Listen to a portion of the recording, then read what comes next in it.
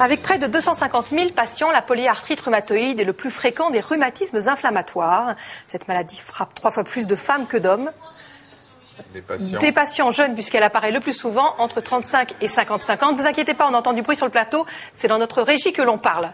On ne sait pas encore exactement ce qui provoque cette affection. Oui, ce serait l'association de différentes causes, comme une infection, un choc psychologique, un dérèglement hormonal ou des facteurs environnementaux, sans oublier la génétique, puisqu'il y a des cas familiaux. Alors ce qu'on connaît de mieux en mieux, ce sont ses premiers symptômes et son évolution. Elle se traduit d'abord par des articulations gonflées et douloureuses, elles sont rouges et chaudes, signe caractéristique de l'inflammation. Les articulations des mains et des poignets sont souvent en première ligne, mais la maladie peut aussi d'emblée toucher tous les membres. Oui, on le rappelle, une articulation, ce sont 2 extrémités osseuses, regardez ici, recouvertes de cartilage, c'est ce que vous voyez là. Et donc ça, en général, vous le connaissez, mais ce que vous connaissez moins bien, c'est qu'il y a également une membrane spécifique qui est là, qu'on appelle la membrane synoviale. Son but, c'est de faciliter les mouvements de l'articulation. Comment? En sécrétant en permanence un véritable lubrifiant des os, qui est le liquide synovial. Eh bien, en cas de polyarthrite, donc regardez bien ce schéma, en cas de polyarthrite, qu'est-ce qui se passe? Regardez à quel point cette membrane va s'épaissir et en plus va permettre la sécrétion à l'intérieur de l'articulation de substances. Et c'est ça qui va détruire peu à peu l'articulation. Alors on comprend facilement l'importance d'enrayer ce processus destructeur le plus tôt possible grâce à un diagnostic précoce, une voie sur laquelle les médecins ne cessent de progresser. Plus d'explications à l'hôpital de la Pitié-Salpêtrière avec Géraldine Zamanski et Fabrice Rimbaud. Tout d'un coup, subitement, douleur partout. On a l'impression de véritablement être passé sur un bulldozer, c'est-à-dire qu'on vous a roué de coups. Et là, on est complètement terrassé, hein, parce que c'est vrai, on devient quelqu'un dont le moindre geste au quotidien, se passer la main dans les cheveux, vous hurler de douleur, dégrafer, je dirais simplement, un col de chemise.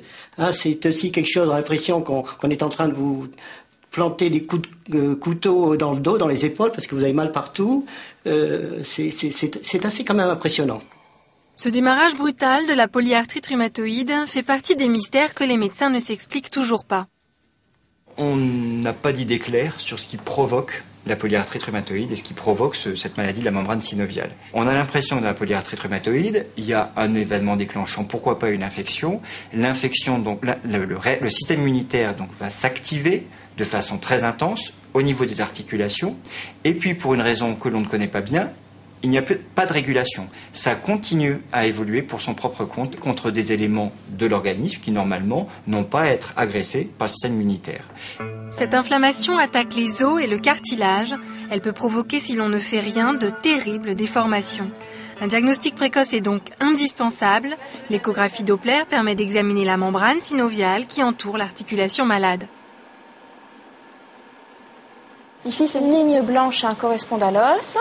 Normalement, on ne devrait pas voir ces zones très noires qui représentent du liquide au sein de l'articulation. Ce liquide est créé en trop grande quantité par la membrane synoviale malade.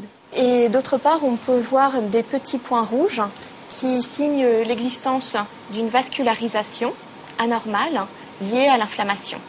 Cette transformation de l'articulation révélée par l'échographie est déjà caractéristique de la polyarthrite rhumatoïde. Un diagnostic qui pourrait être précisé par l'IRM. Une version miniature est justement en cours d'évaluation. Pour des patients comme Patrick, au tout début de la maladie, cet examen révèle des atteintes très fines de l'os.